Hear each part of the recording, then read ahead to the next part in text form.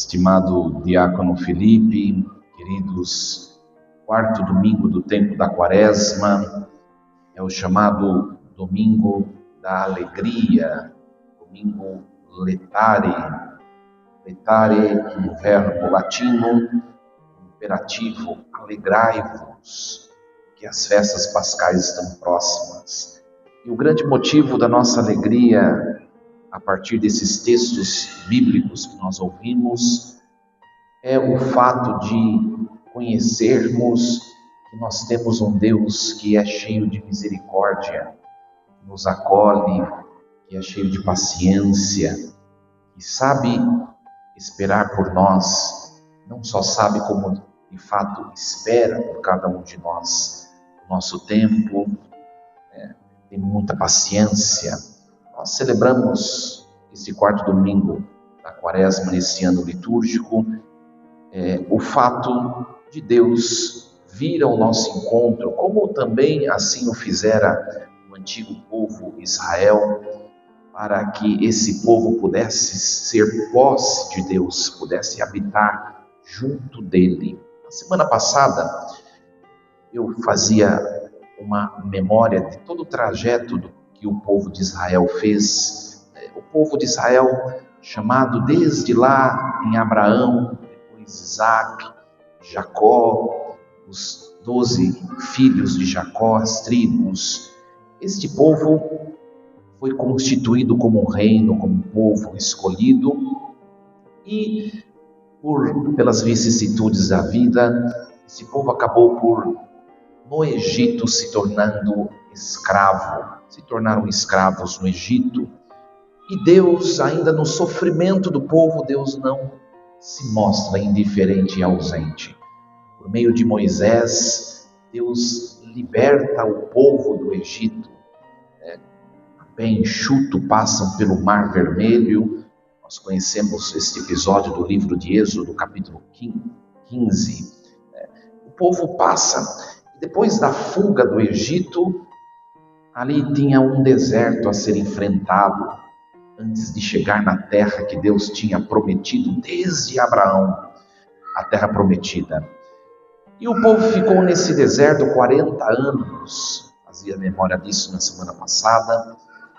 Hoje, o livro de Josué que nós ouvimos na primeira leitura é o relato da chegada desse povo na terra prometida. Ao longo desses 40 anos, também falei semana passada, muita gente infelizmente morreu, não viu a terra que Deus tinha prometido. Dentre eles, Moisés. Semana passada nós ouvimos o texto, Moisés que murmura contra Deus e por isso não entra na terra, morre antes. O seu sucessor Josué, como nós ouvimos nesse texto do livro de Josué, ele conduz o povo a entrar, eles se acampam de maneira primeira num território que se chama Gilgal. Ali eles percebem que é uma terra abundante em frutos, em vegetação, não tem mais a secura dos 40 anos de deserto. Por isso, quando eles entram nessa terra, o maná cessa. O maná era aquele alimento que descia do céu, que Deus fez cair do céu, lá no deserto, quando o povo sentia fome, quando o povo passava pela seca, não tinha alimento, Deus vinha em socorro. Agora não precisa mais do maná, porque a terra é abundante em frutos, em alimentação. Meus queridos, aqui já um retrato da nossa vida e da nossa caminhada, porque nós também estamos nesse deserto, que é a nossa trajetória, a nossa vida. Nesse deserto da nossa vida também nós enfrentamos muitas dificuldades, muitas situações da nossa vida que às vezes acabaram por fugir do nosso projeto, do que nós pensávamos. Acontece com todos, não somente conosco, um ou com o outro. É um deserto, mas Deus está presente, não mais com o maná, como lá em Israel, mas com o novo maná, que é a Eucaristia. Por isso, o sacramento da Eucaristia é também um pão transitório e provisório, até que nós cheguemos ao banquete eterno, das núpcias do Cordeiro. Um detalhe importante: o povo, quando sai do Egito para fugir antes de passar pelo Mar Vermelho, Deus ordena que o povo celebre a Páscoa, junto dos pães ázimos, o pão da pressa. É muito interessante, na Páscoa, um cordeiro deveria ter sido engordado, um novilho gordo deveria ser sacrificado, um novilho perfeito, sem ruga, sem mancha, sem defeito nenhum. E é muito interessante que antes de sair, eles celebram a Páscoa. E quando eles pisam na terra prometida, nós ouvimos hoje esse trecho no livro de Josué, eles também celebram a Páscoa. A Páscoa é o princípio e é a conclusão de uma jornada. Como também nós assim celebramos a missa, tudo deve partir da Eucaristia. Isso está no livro, no texto do documento litúrgico da Igreja, o Sacrosanto Concílio.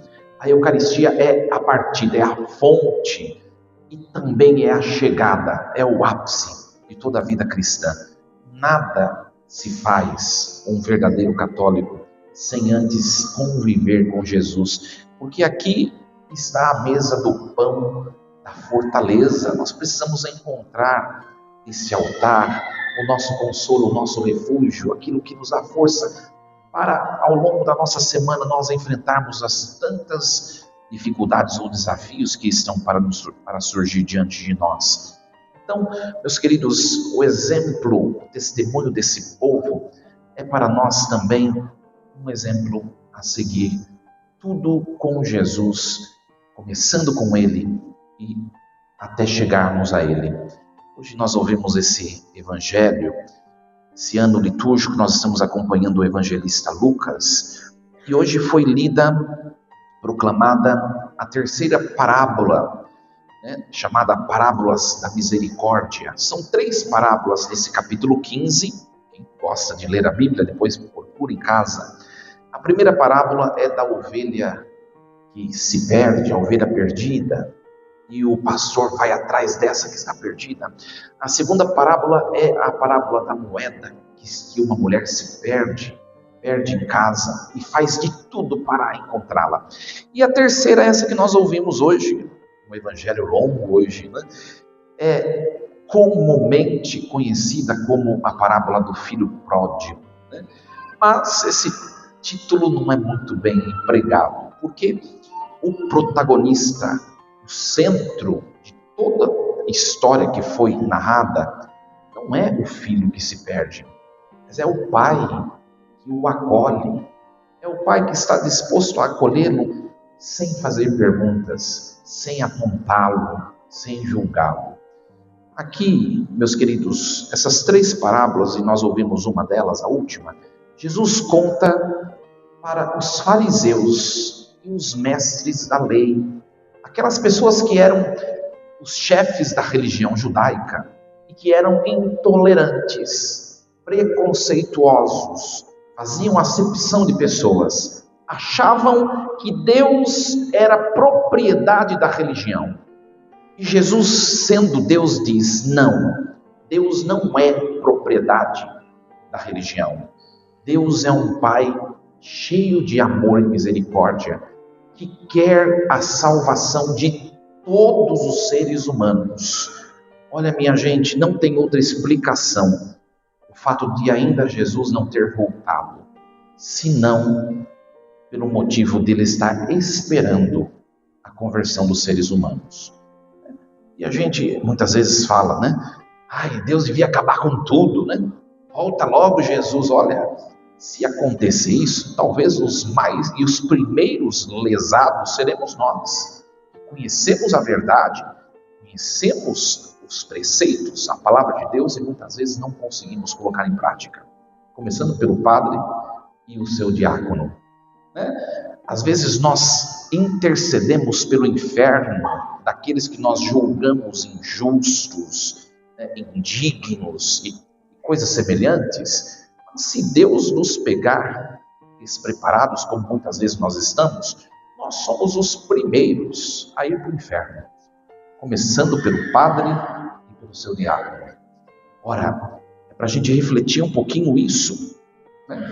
3 personagens, o pai e os 2 irmãos, os seus 2 filhos, o mais velho e o mais novo. Olha, o mais novo pede a herança. É como se ele dissesse para o pai: para mim você está morto, para mim você não tem importância nenhuma. Imagine no coração de um pai ou de uma mãe, né? Ouvir isso de um filho. E ele sai fora, vai gastar, leva parte da sua herança e gasta tudo de maneira desenfreada.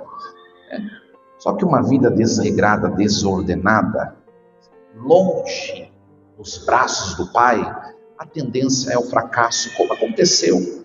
O Evangelho está nos dizendo nesse tempo da Quaresma: se você está longe de Deus e da igreja, é o tempo propício para você começar a levar uma vida espiritual mais a sério.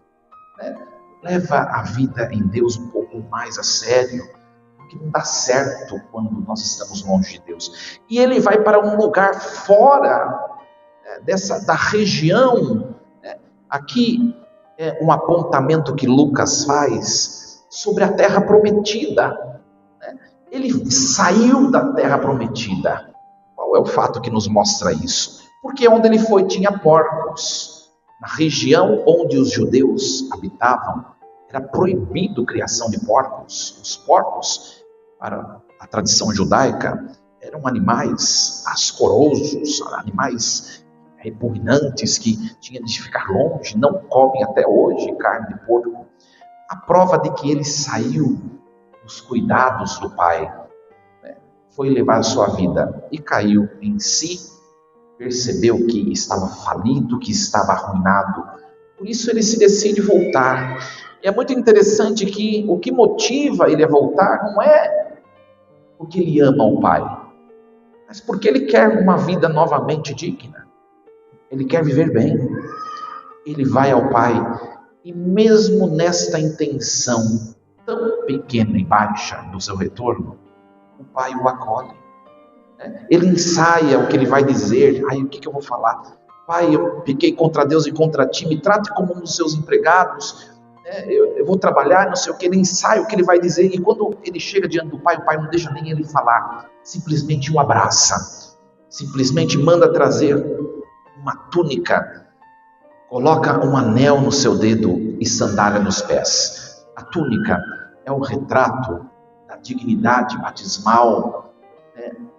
O anel é o retrato da pertença. A sandália é o retrato da possibilidade de voltar para aquilo que é dele. Olha como o pai é generoso para com esse filho ingrato. Esse filho ingrato. E ele volta. O pai manda fazer uma festa. Aqui está o fato dele mandar matar um novilho gordo.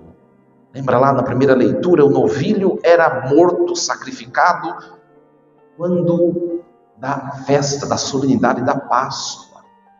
Esse pai antecipa a Páscoa, a comemoração mais importante da vida dele, quando o filho dele volta. Isso acontece conosco também. Meus queridos, Deus ele quer que nós vivamos bem. E esse tempo da Quaresma é um convite para isso. Analisar o que em nós pode ser melhorado, amadurecido, e Deus está disposto a nos acolher sempre. A gente pensar bem, né? Como é que Deus perdoa? De maneira ordinária, pelo sacramento da penitência. Um jeito tão simples. Um sacerdote que ouve a confissão dos nossos delitos, que impõe as mãos e por meio desse sinal tão pequeno e frágil, acontece esse abraço. Porque Deus é simples. Nós que complicamos muitas vezes a vida. Como esse filho mais velho. O mais velho, chegando lá, viu que estava o som ligado, a festa rolando, e vem um criado fofoqueiro e diz: seu irmão voltou, e seu pai matou o novilho. E este, por inveja, não quer entrar na festa. E ele diz: o Senhor nunca matou um novilho para que eu pudesse comemorar com os meus amigos. Ele não fala para que eu pudesse comemorar com o Senhor. Aqui, o retrato desse irmão mais velho é o retrato do religioso que pratica a religião não porque ama a Deus, mas porque tem temor, medo de Deus. Que esses não sejamos nós, nem nesse fato de ter um temor amedrontado de Deus, e nem pelo fato também de nós julgarmos os outros. Nós estamos na mesma caminhada, trazemos em nós muitas situações de fragilidade, estamos todos na mesma caminhada como a terra prometida do céu. E os desafios são os mesmos. Os mesmos.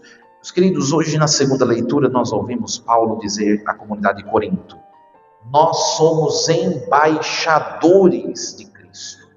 Então ele nos colocou como igreja para levarmos a misericórdia, não o julgamento, a condenação, o preconceito. A igreja é casa de todos, de quem queira participar. A conversão depende de cada um, mas isso não é da conta de ninguém. Cada um tem o seu tempo. E nós precisamos entender disso, entender isso que a liturgia quer nos transmitir.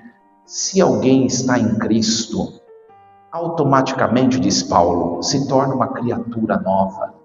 Mas cada um tem o seu tempo.